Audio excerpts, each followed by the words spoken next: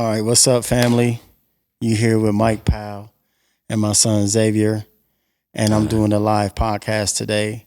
It's called "Let Me Talk to You, Son." I realized that being a barber for over 30 years, that we have a lot of fatherless young men that grew up to be men, and the father structure has been kind of tainted. I know we all do the best we can. So I wanted to bring some enlightenment on me and my son's relationship and, just kind of go from there. So I hope y'all get something out of it. I feel led that this was necessary. So many components to fatherhood and what that looks like. So fathers, I commend you. Those that don't know their father or are new to fatherhood, just do the best you can. All right. So let's dive into it. So, son, right. We've been talking all day, pretty much here about a week or so and a half, if not a little longer about, doing a podcast and really sharing our story and helping, as many as we can, about father-son relationship, because it's not perfect. Nobody's perfect. You're not gonna get it. I mean, you're gonna do the best you can with what you know, and we're gonna mimic others, so to speak. So, tell the audience a little bit about yourself. My name's Xavier. I'm pretty laid back about like everything. I really don't get into like deeper convos Yeah. with you a lot, but we have had some deeper convos. Yeah. But it's not like a lot, you know? Yeah. But I feel like this is a chance to get there, you know? Yeah. And this is a start. I have children by 3 different women, and Xavier is one of my children. And me and his mom, during a period of time, had a rough season, and there were some challenges where visitation challenges, some custody matters, and so I wasn't the best father with him young. And I can admit that, and that's one of the reasons why I'm doing this now, because like he said, we didn't have a lot of deep conversations, and as our relationship progressed, I learned to be more transparent and open and honest about myself as a father, as a man, period, and wanted to show him, like, my whole objective is to show you that, I want to groom you to be a husband, and I know this is a father show, but what am I grooming you to be? A great man, first and foremost. Yes, sir. But ultimately a great husband, and learn from the areas where I might have dropped the ball, where I feel like I failed. And again, there's really no blueprint to fatherhood, but, it's good to have great men with God consciousness and a servant's heart to lead, so, in school and just growing up, period, like, what were some of the changes that you seen me,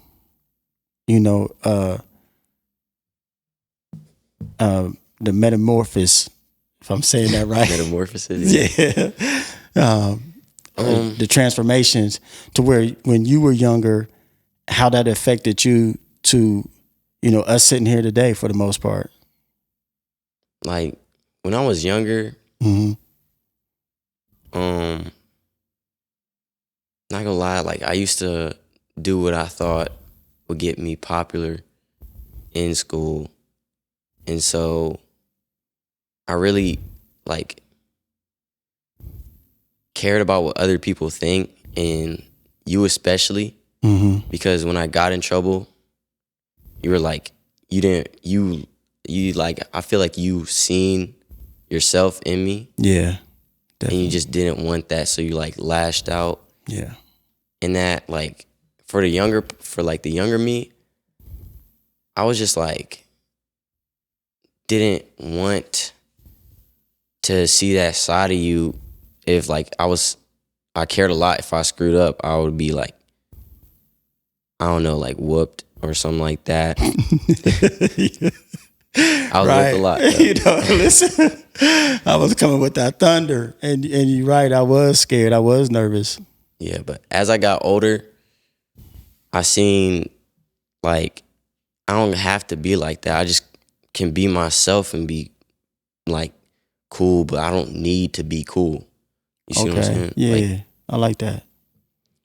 But as I get older with you, I see that it came from like fear and like past decisions. So I don't really hold any grudges against you or anything like that. So, and it made me how I am today. Like, I'm respectful, like I'm kind, I don't do the things other people to do to get credit or anything like that. I'm just to myself most of the time. But I do when I know there's like a time to not be by myself, I'm just like trust God and trust you to like guide me through that time. Like you, like, yeah, as, like when I seen that when I was like getting low-key like this age. Yeah. I've seen a lot of maturity over the years, you know. I remember one time in elementary school, you was hanging with some of those guys that wanted to get some attention, and I don't really know if they had father figures or if they even knew their fathers or anything like that. I just knew, like you said, I didn't want you to go down a certain path to experience certain things, to gain an understanding of wrong. You know, like you know, that one particular time, you know, and this is what this podcast is about, to be transparent. You know, if you don't mind me sharing the story, when he was hanging with some of his classmates, and they was in elementary school. So this elementary school, you know, they took some candy, you know, so they would get rewarded for good behavior. And so the candy dish was out, and so they took some candy, and the teacher had told me. So I picked him up. I didn't yell at him at the time. I don't think I yelled at you, but I was on you. And then when I took him back to school, which was a couple of days later, because I would get at the time Mondays and Wednesdays and every other weekend or something like that, as far as visitations. And so I took him back to school, and your friends was influencing him to take the candy again right before recess, or while everybody was at recess. So our talk, kind of, you know, it penetrated, you know, your thoughts in your heart. So he was actually got caught putting the candy back. And I wanted to give him credit for that, but I didn't want him to be the follower in the wrong crowd. Meaning, like, even though those young men might have been like, you know, not wrong kids, so to speak, wrong children, but the influence and the desires. And we all know this as human beings, period, that you're going to have certain desires that may not align up with what is right or what is godly. So, I jumped on him heavy. I did. And, it hurt me to, but in my mind as a father at that time, I was thinking like, you know what, let me go ahead. I'd rather have him remember this punishment so than him go to prison. You know what I'm saying? In my mind, I'm thinking, coming from the hilltop, and just give y'all a little bit about my background, come from a wonderful family, lots of love, my parents did the best they could. We all had some challenges in our family. My father, a great man, our relationship has done a 180, if you want to say like the 180, to where it's great now. But we had our challenges. So, growing up on the hilltop, I grew up out north a little bit. It's easy to get influenced by your environment. So, I was into some things, even as a man, trying to find a way to hustle, to provide, you know what I'm saying? And some of it was some of it was illegally, but in my mind, I wanted to be a provider. And so I know that fatherhood sometimes is really kind of that lane of being a provider is stressed more than being influencer. You know what I'm saying? Yes, sir. So anyway, that's what I was thinking. Like, I don't want him to go to prison. I don't want you to get killed stealing. I don't want you to be a thief. And I came down on you kind of hard, to the point where, I was taken to court, and, to God's grace, the judge showed me leniency. She understood where I was coming from and corrected me on how to legalistically serve a punishment, and then that experience opened my mind to be like, you know what, there are other options. And as I matured, like you said, you being where you at right now, as I matured, God's love for me as my spiritual father was showing me like, what do I do with you when you make a mistake, Mike? And he, showed me love continuously over and over again. He would definitely, allow me to face my consequences of some of my decisions for sure. Though, glory to God, it wasn't as harsh as it could have been, and, just even to sit here with you is a blessing, because, we had a rough path in the beginning, a rough journey in the beginning. And, so even with that being said, how did you formulate character outside of me, so to speak? You know what I'm saying? Like, how did Xavier, and I know, you had other influences, your mom is a great mother, you have a great, we're part of a blended family. So daughters from our previous marriage, the son and daughter from my marriage now, everybody is kind of like a big blended family that we all get along with. And they were a big impartation, a big part of your journey as well. So did that also influence you to see me differently? Yes, sir. Like, when you moved into the house is when, like, I started to see The house in Pickerington? Yeah. Mm-hmm. I started to see like what is there to be like fearful of? Like, there's nothing really scary about you. So It's you used to just be kind of scared of me? a little bit, yeah. And as fathers, we want that reverence, that respect that can come off fearful. Sorry about that. Go ahead. And I just started to see like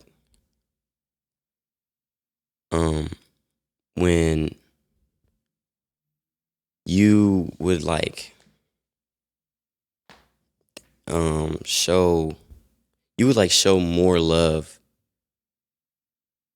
than you would like you I think you became like closer to God when you moved into that house. Definitely. Yeah. Definitely. Because you were showing more godly traits Yeah. when like we moved in there. So you started screaming less, you got less quick to anger. And so I'm like, he's really changing. And outside of you, I would say like most likely being to myself Okay. and seeing that these other people, I don't need to do drugs or have women to feel like I'm to feel like I could need to please anybody. Okay. And growing up in like a Christian family, like I started to read the Bible like in 8th grade. Really? Yeah. And I got more like at the end of 8th grade, I got way more into it. In the beginning of high school, I started like growing as someone you can hang around and just like feel enlightened. Mm-hmm. Like be in a happy mood, be in a good mood when you come in contact to me and leave. Mm-hmm. And that's when I started getting actually more friends. Because like in 8th grade through like all of middle school, I really wasn't popular, but kids knew me. They just didn't. Right. I remember you told me they said you glowed up. Yeah. Like, you know what that mean, Dad? I'm like, you gotta hit me to game, Yeah. But in 8th grade, I started caring about my appearance more, and then when I like started reading, I just stopped. I stopped caring about what other people think. Mm-hmm. And then going into the beginning, people said I look way better from then. Right. I'm like, I didn't even notice that. I just thought I was chilling. Right. And I really look at God and I'm like, you did so much for me without me even noticing. Wow. I just want to thank him for that. Man. Those are powerful words, man. You trying to get me to cry? I don't mind crying, especially to show him that crying is an emotion. It's, you cry with tears of joy, tears of sadness. And I don't mind, showing and expressing that to you, because all those components, infused together is a man. And I think we get that kind of like what manhood, we got all these books and stuff like that. And the thing that you said was a Christian family. When did you realize that I was godly? You know what I'm saying? What was your encounter with God? And I this is all part of Father Son, because he's seen something in me that he recognized that was godly. So what was, when your encounter to understand that's a godly principle, that's a godly character? I know you mentioned the 8th grade. So was it around that time or was it before then? It was like around that time, yeah. When Anissa started inviting me to church, Mm-hmm. and I'm like, I really didn't want to go, and I didn't know why I didn't want to go. I thought it was the people. Right. Everybody was kind of tripping on Anissa for a second, like, hold up, Denise. Yeah, she just like, but then I went, like, I think at the end of 8th grade. Yeah. And then I started reading because they gave me a Bible. Right. Praise and God. Then I started looking back on life. I'm like, dang, my dad really pulls a lot from this. And Jemiah. Yeah. And like I wanted to like be like that in tune, Right. like y'all. Like I wanted to, like, it wasn't just like for myself. I wanted myself and other people to be happy. That's Good. what I got from the Bible. Right. To serve and follow, like Jesus though. That's what's up. That's what's up. I'm learning some things about you even now, and it's a continuous journey, How did you see some of your friends that didn't have a father figure? How did they respond? And did your influence to them want to, because I know, one of your friends, one of his friends came to spend the night, and, and anybody that knows me, I'm an open book.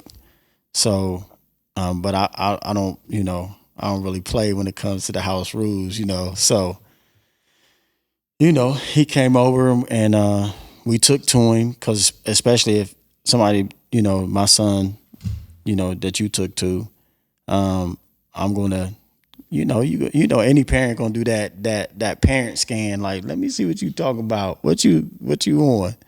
And he's a great young man. He really is. And to my understanding, he doesn't really talk to his father like that, or Nah, he just doesn't know. so. And that's That's in a lot of cases. He doesn't know his father. So, the father in me, and me being a barber as well, I definitely wanted him to feel at home, and to my ignorance, not really, I just kind of like one way. And me and you talked about this a couple days back. So anyway, making a long story short, I felt like he was kind of drawing himself away from my authority as a father, because I recognized in some of my childhood when my dad was kind of, moving around and maturing into the man that he is now. I felt abandoned. I felt rejection at times. So I wanted to overcompensate in a way, especially him being attached to my son. Like, hey man, you here at home, and sometimes, I'm gonna let you speak on it, but I would make things bigger than what they were, according to my experiences and how me and your relationship was developing. So, can you enlighten, give more light on him not having a father? What did you see in that, and in comparison to what me and you had and was developing? You know what I mean? Like, was out, and you could be open and honest, like we was in the truck the other day, like, me being overbearing, stuff like that. Yeah. So I knew him since 3rd grade now. Mm-hmm. Like, yeah. So like some years. Right. Y'all got some time in. Yeah. And this your dude. Yeah. Yeah. So I didn't see his dad around, and I asked him about it one time, and he said he didn't know him, and I just didn't know how that felt for him. But then I started seeing, like, he claimed he didn't care, but like deep down I saw like his actions were showing that he cared a lot. Yeah. And he felt like he didn't need him. Wow.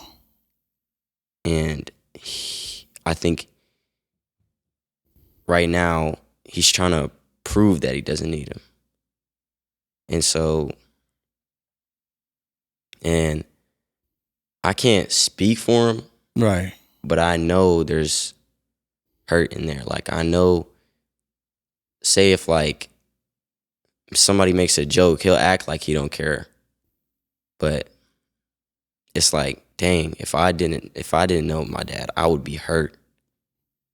I would be very hurt right there, and I would be super sensitive. but I think he grew to like deflect all that pain, Man, that's good. and like I just saw a lot of hurt in him. How did you feel as a friend to not really help him deflect, but not, and I don't know, like maybe help him face, or maybe like help comfort? Yeah, that's why I wanted y'all two to meet, like bad. Like I wanted him to come over to your house, and I told him like if you want to come over to my dad's, I think I told you first, like my friend. Yeah, I remember that. And I just wanted him to experience, well, like having someone like male authority in your life that like betters you, not just somebody to tell you what to do. Right.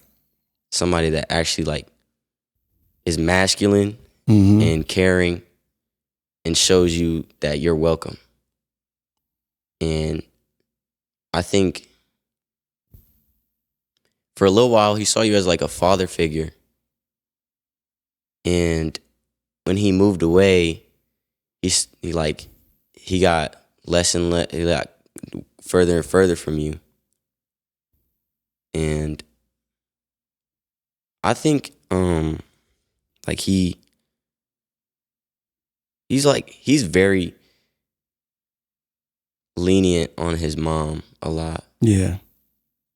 But because she's been there all his life. Right, and that's natural. Right. And It's a safe place. I don't blame him for nothing. Right. Like even say he may have some feminine attributes, Mm-hmm. or some feminine personality traits, Mm-hmm. but I expect that from him, and so I don't get so mad when he's like, Shows more emotion. yeah. Right. Or It's like you can show emotion, but it's not. But over exaggerated emotions. yeah.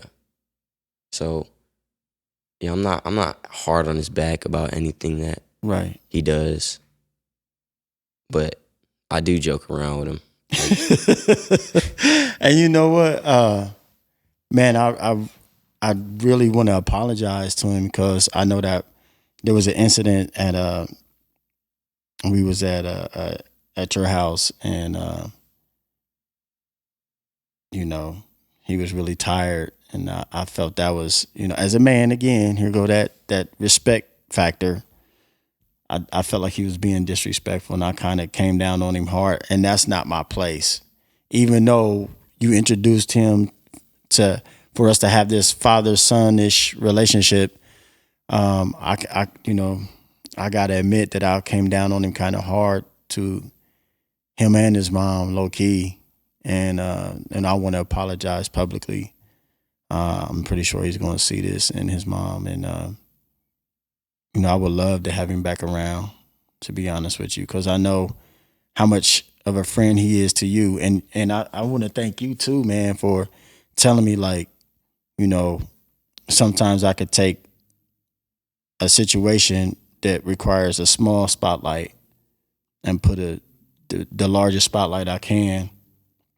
And you told me, you was like, yeah, Dad, even with all of that, you still could have pulled him to the side. You know, and I commend you, you know, for standing up for your friend, and that we have that space where we could talk in that manner. You know, man, you know, just listening to us now, we both have grown so much. And there's so many, you know, men my age down to your age and even younger that don't know their father, that try to cover up that pain and deflect it. And then you get some, you know, thank God he's not involved in some of the things that he could be involved in. But then you add the influence of music, drugs, and anger, and a gun. You know, we can see, and I mean, just in society, period, but it's really prevalent in our culture and in our neighborhoods, where we killing each other. you know, because it is a lot of pain, because there isn't a father, like you said, a masculine man that can show all these components that's not over exaggerated. Because I believe you can over exaggerate masculinity. You know what I mean? You could be, oh man, you know what I'm saying? And Yes, sir. and you know, to deflect that pain and because now you look like me, I look like you the one that hurt me. What you say? And now I got a gun and the influencer. Now we killing each other, and the age is getting younger and younger, you know. And I really truly believe fatherhood is just one step, but ultimately being a husband is the core and center of family structure. You know what I mean? Because I was thinking about that, like, what do I really want to teach you? You know, definitely to be a good man for sure, you know, and there's a lot of good men and a lot of great leaders here in Central Ohio, here in the suburbs, Central Ohio, period. And there's a lot of great people doing a lot of great things, and I commend you all. So I don't care what platform that you have, use as much, and we need to speak more and more and more and be active more and more and more. And so there is work being done, and I know sometimes the spotlight is put on the minority of the work that's being done. Is put on the trouble. So want to magnify the trouble of what's going on, but there's a lot of work that's being done. But you know, this is kind of why I want to talk on it, because you know it's heartbreaking. You know, even just listening to how you repeated that, man, that hurts.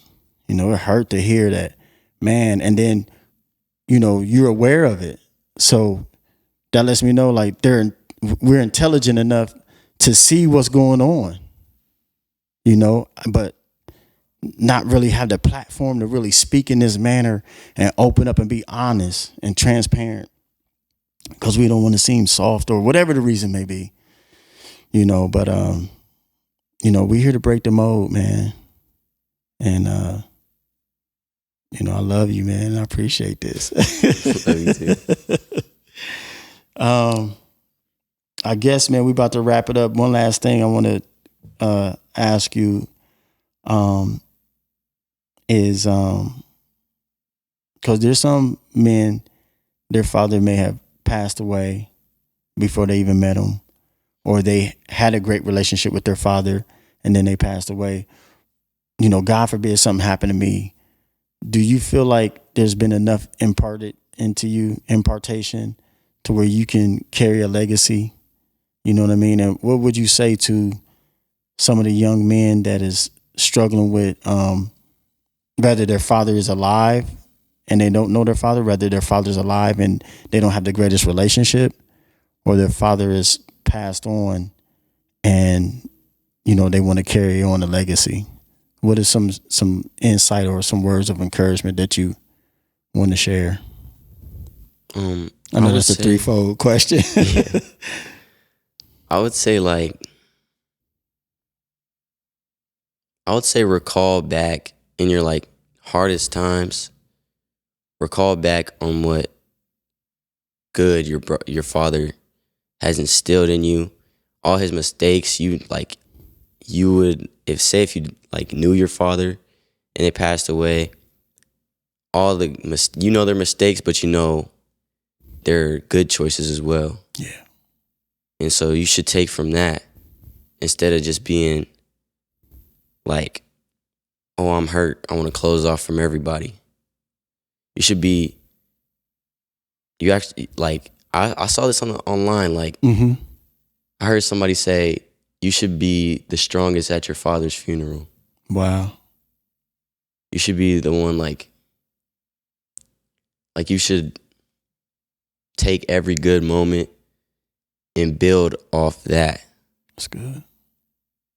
And take every lesson that you learn from your father's mistakes, or that you learn from like your mistakes with your father.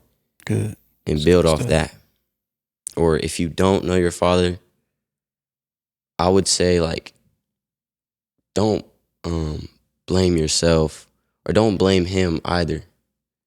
Just like, I know it would be hard, but try to be more godly, and that's like more easier said than done.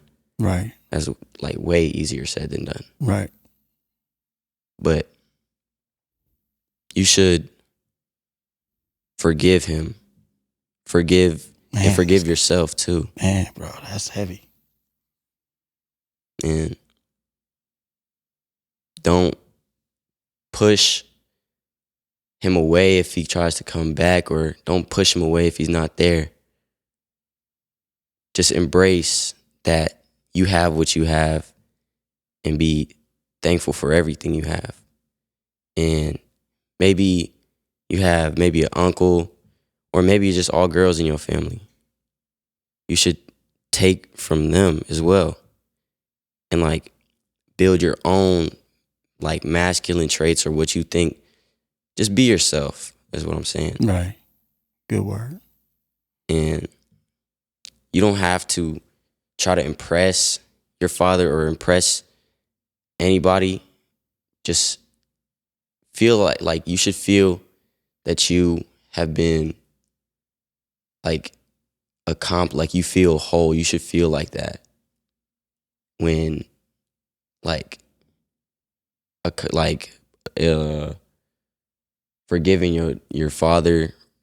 You should feel like whole, like, and take from what you like learned as well, but don't only believe, like, just believe in what like God says. Mm-hmm. Don't take from like yourself. Don't think you should like, don't rely on your own understanding of things, because God has a bigger picture than you could ever imagine. That's real good. That's real good. Would you hit on a father-son who's trying to work through the rough patches? Or I would say, once again, pray about it a lot. Mm-hmm. But like, once again, forgive, but don't forget, because if you forget, you're forgetting all the hardships you went through to get to where you're at. Right. That's real good. And try to build yourself with your father. So maybe he learned something and wants to be better, and you should take that as well and better yourself with him as well. That's what I would say. Man, that's my son, y'all. Man, thank you for listening to Let Me Talk to You, son. We love you, and we're praying for you. Come on, give me some love.